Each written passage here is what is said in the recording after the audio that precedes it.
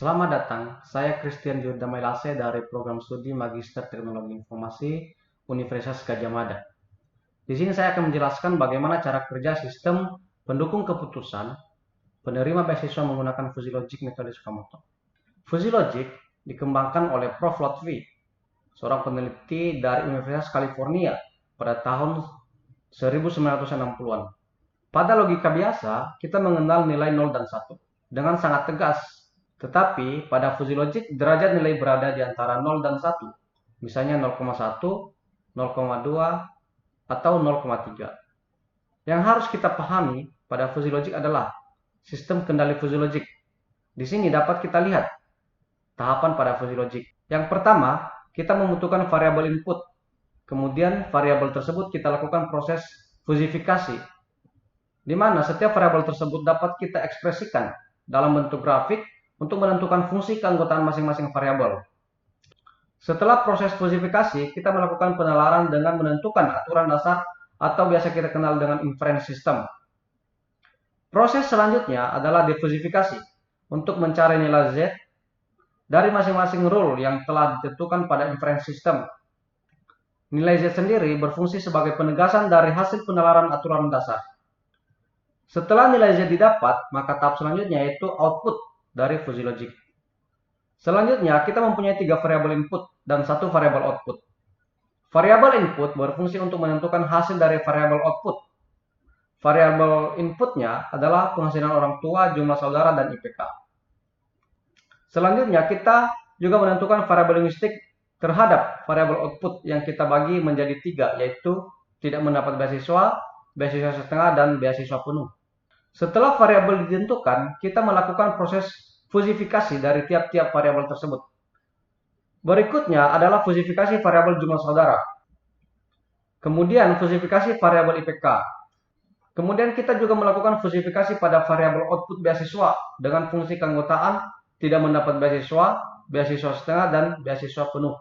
Setelah proses fusifikasi dari setiap variabel, selanjutnya kita menentukan penalaran aturan dasar atau rule. Jumlah rule dapat berbeda-beda tiap kasus, tergantung dari variabel yang ditentukan. Rule ini digunakan untuk menentukan apakah seseorang mendapat beasiswa atau tidak. Jika kita mengimplementasikan menggunakan rule ini dengan kondisi variabel penghasilan orang tua masuk kategori rendah, dan variabel jumlah saudara masuk kategori sedikit, dan variabel IPK masuk kategori rendah, maka seseorang tersebut tidak mendapat beasiswa.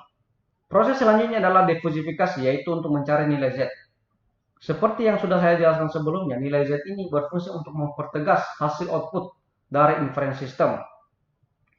Pertama, kita mencari nilai alfa predikat masing-masing rule dengan fungsi implikasi min, yaitu nilai terkecil dari derajat keanggotaan penghasilan orang tua, jumlah saudara, dan IPK. Setelah itu, kita mencari nilai Z dari masing-masing rule.